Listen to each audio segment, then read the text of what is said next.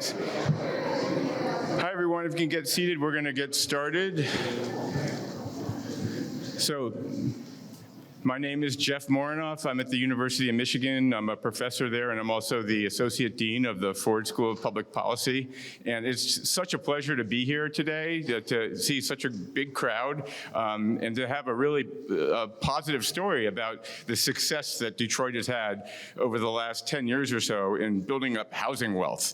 And to that end, my colleagues and I, who are somewhere around the room, Kurt Metzger and Christina Shaw, published a study that's going up online today called The Growth of Housing Wealth in Detroit and Its Neighborhoods. And I wanted to kick things off by just giving you like a glimpse, a little preview of what's in that report that is going up online. So, our goal in this was to estimate how much wealth Detroit homeowners have generated because of rising property values since emerging from bankruptcy, and we looked at data from 2014 to 2022. Now, as everybody knows, prior to 2014, the city was still reeling from the Great Recession. Home sales had plummeted. There was a vicious cycle that was set in motion by the mortgage crisis. People were unable to get mortgages, and mortgage lenders were not giving out mortgages because they didn't know how to price homes adequately, in part because the market was being flooded by a lot of distressed abandoned properties. At the time, roughly 20% of Detroit's housing stock was filled with vacant and abandoned properties. And since then, more than 25,000 blighted and abandoned properties have been demolished, and another 17,000 have been acquired and sold by the land bank. So a lot of transformation of the housing stock at a time when home sales started going up. And you're going to see some charts in a moment to illustrate that. But along with those positive signs came new concerns. And some of the concerns were about like how equitable was this growth in wealth? Was it just benefiting newcomers to Detroit who might have moved into places around the downtown and midtown area, or did it spread out into the neighborhoods?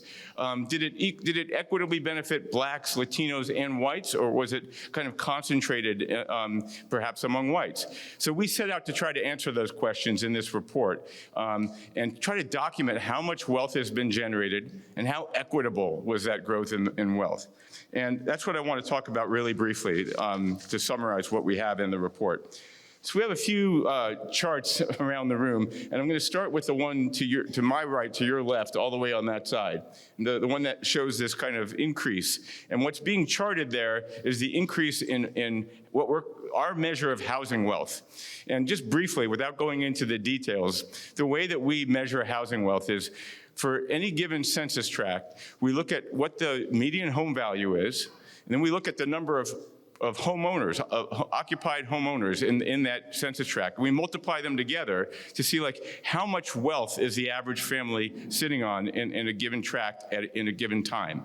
But then we also take into account the amount of tax foreclosures in a given area. And we subtract that out to be conservative about our estimate of wealth. We want to not just take into account the rising property values, but also take into account like the loss of wealth due to tax foreclosures. And after doing that math, we come up with this story that shows this phenomenal increase in the amount of housing wealth throughout the city. It just about doubled from 2014 to 2022. And it rose from, let me find my notes, going from about $4 billion to $8 billion over that time, which means a $4 billion increase in growth, or about a doubling of home-related wealth. Now that's the city as a whole. And then you break it down by race, which is what's done on that chart, and the darkest blue area at the bottom tracks the wealth of black homeowners as we're estimating it. And you can see all the lines are going up. The second wedge is the lighter color blue is white homeowners, and at the very top is Latino homeowners. And for each one of these groups, we're seeing a marked increase in wealth from home values. In fact, the increase was the largest among Latinos, where it grew by, I think, 180% over those 10 years that we were studying. But all groups really benefited from this. So then the second question was about the neighborhoods. Like, was this just around the downtown area, or was it also in the neighborhoods? And I have a few different things to illustrate that. So one of them is this chart over here to my right. And what we did was we looked at neighborhoods in Detroit by which ones, like what were their property values like in 2014? And we divided them up into three categories, like the ones with the lowest property values, the middle, and the highest property values in 2014. And what this chart is showing is that the ones with the lowest property values in 2014, they had a range from, in today's dollars, homes were selling for a range between $7,500 and $26,000 in 2014. By 2022, that had almost tripled. It went up 299% in the lowest property value category. It completely outpaced the other categories. So the growth in home value was happening from like the bottom of the distribution up. It was really benefiting the neighborhoods that needed that benefit the most in 2014, the ones with the lowest property values. And by 2022, that range that I told you about, which was from 7,500 to 26,000, now the bottom of that range is 28,000, and the top is 115,000 for median home values. So quite an increase, yeah. And then finally, we also wanted to know like how geographically concentrated or dispersed was this growth. And that's the map off to my left. And this is particularly looking at wealth gains for Black homeowners in Detroit. We also in the report break it down. We do the total for the whole city, but this one is for Black homeowners. And as you can see, there are some pockets of concentration, but look at all the neighborhoods that have some shade of blue there. Those went up by at least 75%. From home values were going up by at least 75% from 2014 to 2022. And in a lot of them, that's over doubling in the amount of wealth that we're estimating is in these neighborhoods. And they're spread out all around the city, those blue neighborhoods, including the neighborhood that we're in right now, Schultz, which is one of the ones that's shaded in darker blue. So the answer to our question is that, yes, wealth has increased a lot, and from what we can tell, it's a fairly equitable increase. It's gone up for all racial and ethnic groups, and it's dispersed throughout the city. And not only that, but the neighborhoods with the lowest property values in 2014 were the ones that were benefiting the most from that subsequent growth. So to be sure, more work needs to be done. There are still concerns about, affordable housing, but I think we should just kind of pause and take in the good news of how far Detroit has come in the last 10 years. And to say more about that, it's my honor to introduce Mayor Mike Duggan. Thank you. Well, this is a day that I never thought I would see. Professor Morenoff and the University of Michigan study shows that in the last 9 years, Detroit homeowners have increased their wealth by $4 billion. And it has been a $3 billion increase in Black wealth among Black homeowners. Nowhere else in America have we seen a $3 billion increase in Black wealth. And interestingly, in the Latino community, and anybody who lives along the Vernon Corridor knows this, the Latino home ownerships actually had the highest percentage increase. Their property values tripled in the last decade. Now, when I got sworn in 10 years ago, there were 1,000 people a month leaving this city. People were bailing on Detroit right and left. You remember that? In my first speech, I said, give me 6 months. Don't leave yet. I believe we can turn it around. And here's the report card 10 years later. Those who stayed are $4 billion better off because they bet on the city of Detroit. Our demolition program has had enormous value. The land bank, selling 16,000 vacant houses to people who moved in, have had value. But I tell you, it's been the block club leaders and the neighborhood association leaders every single day who have worked and made our neighborhoods better. Anybody here who's a block club or neighborhood association leader, please stand up. This $4 billion day is your day. All right.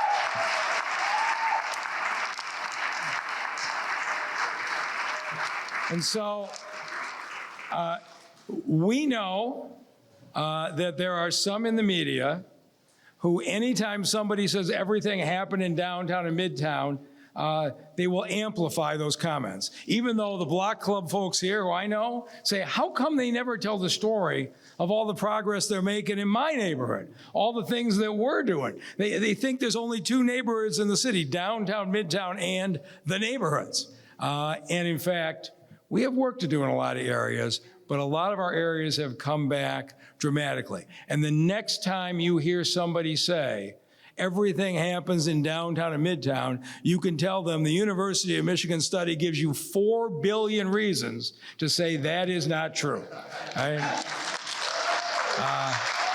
And if you get a chance to look at this study, I love the fact that it shows that the areas of lowest income are the ones that gain the most. And the interesting thing is, the study stopped at 2022. Last year was our biggest increase ever in property values. There's no reason over the next 5 years we keep doing what we're doing, there can't be another $4 billion increase in wealth. This is how Detroit families built wealth. They kept up their homes, they passed them down to the members of their family, and it was built over generations. It's taken a long time to get it back, but we're on the right track. And I thought, for once, I know it's not going to get the same coverage if somebody says it's bad in the neighborhoods, but I thought, for once, let's take a look at an objective study that says what's really going on. And at this point, I'd like to introduce somebody who's initiating a program called Tangled Titles. He's trying to solve the legal problems, because a lot of times I run into folks who say, my grandfather left me the house, my mother left me the house, but they never got their title cleaned up, right? And Scott Benson is leading an effort to get you legal help to make sure when the house passes from generation to generation, that wealth passes from generation to generation, you have it securely. Please welcome Councilman Scott Benson.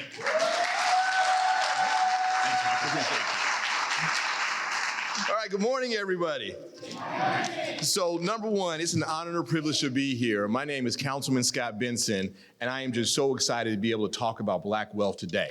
So, number one, where is the 3rd District at? No, stand up. I want to make it very clear, where are my bosses? These are my bosses. Reverend Bishop Van, I see you there too. You're one of my bosses as well. This is the 3rd District, and this is who I work for on a day-to-day basis. Thank you all for coming out and being here today. I work for everybody, but they give me my progress report every 4 years, so I got to make sure I recognize them. Thank you for being here. So, as the chairman of the Wealth Generation Task Force, I am very excited about the University of Michigan Poverty Solutions Study, which found that Black homeowner occupants in Detroit amassed $2.8 billion in added home value between 2014 and 2022. Today, city and community leaders celebrated a large milestone for Detroit's Black homeowners, nearly $3 billion in added home wealth since 2014 for those who stayed in the city of Detroit, and that deserves a hand clap. It is imperative that we continue to increase property ownership and promote home ownership within the city of Detroit. Thank you to, I want to thank one of my task force members, Attorney Shirley Kagler, for assisting us in advancing the idea of keeping families in their home and elevating the issue of tangled title when we talk about the efficient transfer of wealth when it comes to heirs property. One of the Wealth Generation Task Force pillars is property ownership, to ensure that all residents can own property and build wealth for themselves and their families. The city of Detroit has been on a steady path to revitalization in recent years, with efforts focused on rebuilding and rejuvenating all of our neighborhoods. And as the mayor said, while the popular narrative has focused on the revitalization of downtown and midtown, we as city leaders have been implementing policies and providing an environment for the continued growth of property values in all of our neighborhoods. Say it again, say it again. One key aspect of revitalization is the promotion of property ownership via zero interest loans and grants. Where is Coach? Where is our director, Julie Snyder, right there, HRD? She's making that happen as well. Zero interest loans and grants, improve public safety, high-quality city services, and continued reduction in property taxes and the removal of blight. And that's what it takes to help increase property values and make Detroit an attractive destination for families and residents to want to stay and invest. That deserves a hand clap. The primary goal of the Wealth Generation Task Force, to quote one of our members, Huel Perkins, is to put money in Detroiters' pockets. Hear to that. And increasing homeownership rates in Detroit. Homeownership is not only a key factor in building wealth and financial security, but it also promotes stability and a sense of investment in one's community. By encouraging more residents to become homeowners, the Wealth Generation Task Force hopes to create a stronger, more vibrant Detroit. And I just have an anecdote. And so I am one of these homeowners who saw an 80% increase in property values when we sold our home. In 2020, my wife and I, we grew our family the old-fashioned way. We welcomed a son. At that point, we needed a larger house. And so my wife said, we got to sell the old house and we got to get a larger one. Put my house up for sale, and we're in the 48205 area. As many of you know, that is not typically seen as an area of milk and honey. But to my chagrin and to my amazement, we had a bidding war. And I demanded to my wife that I will not sell to an investor. I want to sell to an owner-occupant. The first person that came in, because that keeps stability in our neighborhoods, and we can do that. And so the first person that came in wanted to lowball me, an investor, no. Then we saw my broker, hired a great broker, Jason Hill, who put together a package. He helped me make some minor investments to the property to make it more attractive. We saw a bidding war for that property on Hickory. I didn't think that was going to happen. And we saw an 80% increase in the value from when I purchased it, which meant I had to pay capital gains. Didn't like it, but proudly did so because it meant that we saw an increase in our property value. As a direct result, my wife being very happy, she said, Scott, you can buy yourself a new race bicycle. So I got a new house, made my wife happy, and now I can ride faster with my bicycle friends at races on the weekend. So it is a great time to be in the city of Detroit, and this is what it means when we make a commitment to the city and to you. And if you buy and stay and invest in the city of Detroit, this is what you can expect. Thank you very much. Let's get back to work. All right. So in 2013, I was actually interviewed in this room by the Detroit Realtors Association.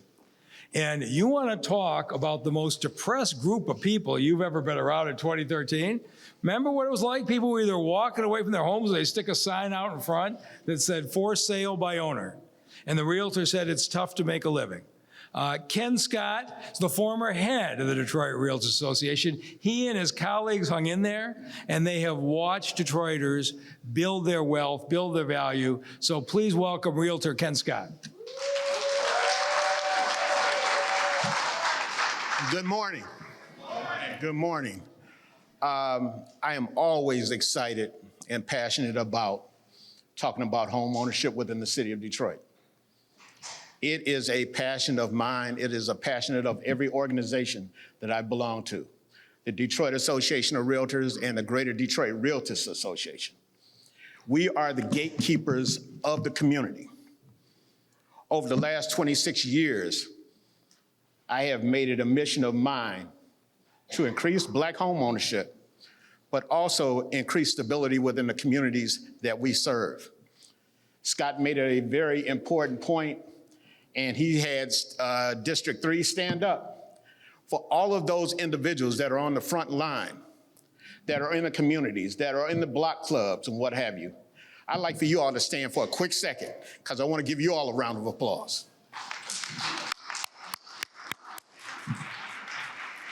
Thank you very much. And I see a host of ministers that are in the room. I see a number of individuals that are in the school system. I see a number of individuals that are employers. We need to reach out to you all more. But before I go further, please, for all the ministers that are in the room and the bishops that are in the room, please stand.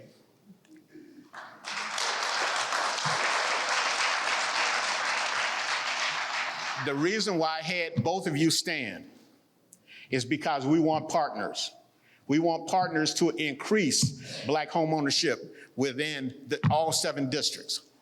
All 7 districts, not just 1 and 2, but 3, 4, 5, 6, 7, because that's imperative to our situation, our stability within our respective communities. I've been president of the Detroit Association of Realtors in 2004, immediate past president of the Greater Detroit Realtors Association. Matter of fact, our president is in the back. Her name is Lisa Brown Moore, and to give her a round of applause, she's in that orange jacket. Past President Miranda Morrow Bartell in the hat. Please give her a round of applause. Our charge over the last few years, since 1947, with the establishment of the National Association of Real Estate Brokers, is to increase Black home ownership. The local organization, the Greater Detroit Realtors Association, has made it its mission to go out in the neighborhoods and foster that principle. Like I stated before, we are the gatekeepers of the community, but we need to connect to you all because you all know what's on the ground. I see all of you. I hear some of your complaints, your concerns, because I'm also first vice president of the 12th Precinct Police Community Relations. So within that 50 organization group, everyone talks about home ownership at one point in time. We want to hear your concerns, but at the same time, we want to come to a resolution as well. As it relates to increasing Black home ownership, I have worked with, I don't see her at this point, District Manager Kim Tandy. Where are you at, Kim Tandy? And up until recently, I was working with Mona Ali, but now I'm working with my girl. Oh, man. Alexia Davis. Please give her a round of applause. Mayor, I have to compliment you because these 2 individuals, these 2 districts have made it important to create pathways to home ownership. And that should resonate and go through each and every district within the city of Detroit. What we do every day, any day, is provide hope, access, and opportunity. Hope, meaning despite your present circumstances, you can become a homeowner. Access to the tools, the education, the representation for you to gain home ownership, and the opportunity to enjoy it without any impediments and staying there as long as you can, as long as your family allows you to be in that neighborhood. The values in the community are going up tremendously, and we want to increase Black home ownership. We reach out to you each and every day to do so. The mortgage process, the down payment assistance, the underwriting guidelines have made it extremely accessible at this point in time for you all to take advantage of home ownership. Let us show you the way. Let us guide you in that process so we can make Detroit a city that focuses in on primary home ownership again. Thank you very much, and thank you for allowing me to present, But we are partners in this. Come to us. Thank you. All right. Let me introduce somebody who spent his whole life fighting for civil rights, for Black empowerment, and for building Black wealth. For as long as I can remember, the president of the Detroit branch NAACP, Reverend Dr. Wendell Anthony. Thank you, Mayor. Good morning to all of you. When I was coming in, a friend and I were talking about there's so much bad news in the world, so much trouble in the world. But today we got some good news. This is good news. Give good news a hand. This is just good news.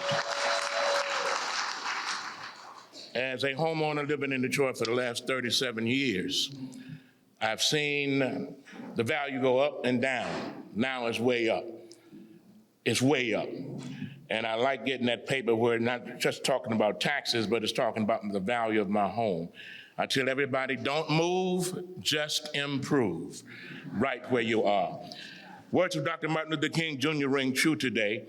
Now is the time to make real the promises of democracy. Now is the time to open the doors of opportunity to all of God's children. That door to opportunity is home ownership, which for most Americans is their single most valuable asset. The report by the University of Michigan's Poverty Solutions creates a new sense of hope and motivation within our community. It chronicles the long journey towards Detroit's Black home ownership and the increase in wealth and housing-related value during the last decade. $3 billion in added home wealth reflects a giant leap for those who remain in the city of Detroit. Home ownership creates opportunity, provides collateral, helps one to gain access to loans from financial institutions, gives a sense of pride, establishes a legacy for the future, and leads to a pathway for wealth accumulation. It is particularly significant when the lowest valued areas see the greatest increase in home value. In 2014, home values were at $3.4 billion. In 2022, they rose to $6.2 billion. That is a major $2.8 billion jump.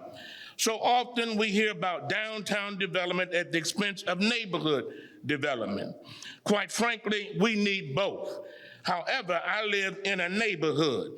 All of Detroit is my neighborhood. From the river to 8 Mile Road, I ain't giving up none of it. No, we do not live in a hood. We live in the neighborhood. I'm pleased, Mr. Mayor, that we can now mark with confidence the economic growth and the benefits that we see in neighborhood development. I am particularly concerned about our residential areas in which most Detroiters reside on a day-to-day basis. Our homes have value. Our communities are vitally important, and the people do indeed empower the city. There's an old African proverb that says, "The ruin of a nation begins in the homes of its people." Likewise, the foundation of the nations rests upon the solid foundation of the people. Today, Detroit continues to create a more solid foundation. As I said, don't move, just improve, right where you are.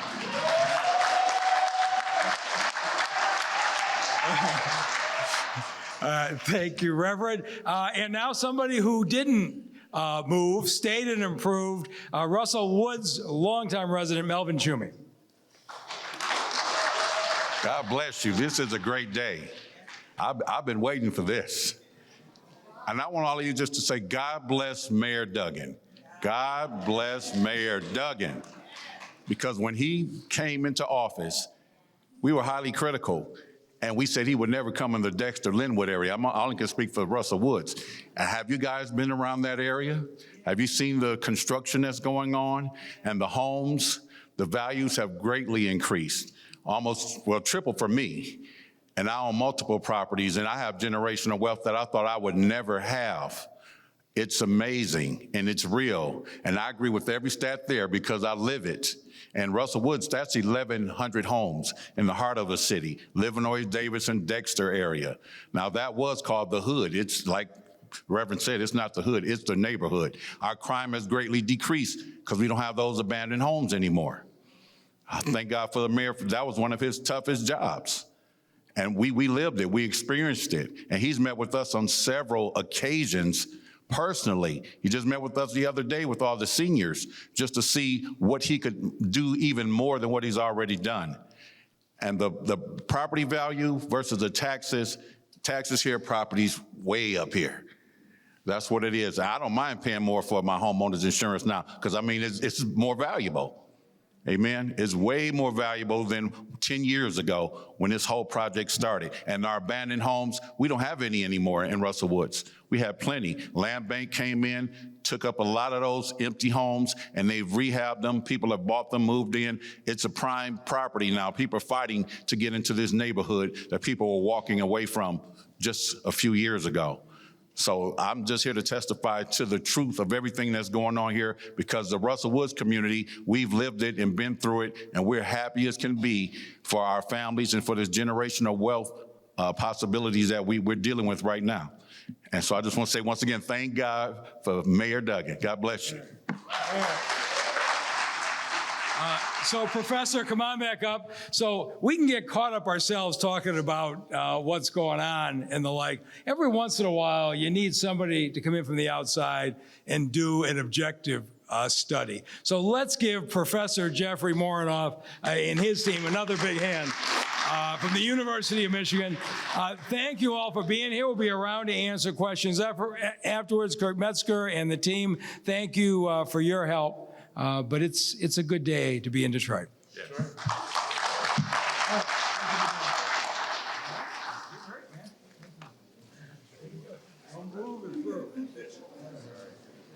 Mr. Mayor, okay.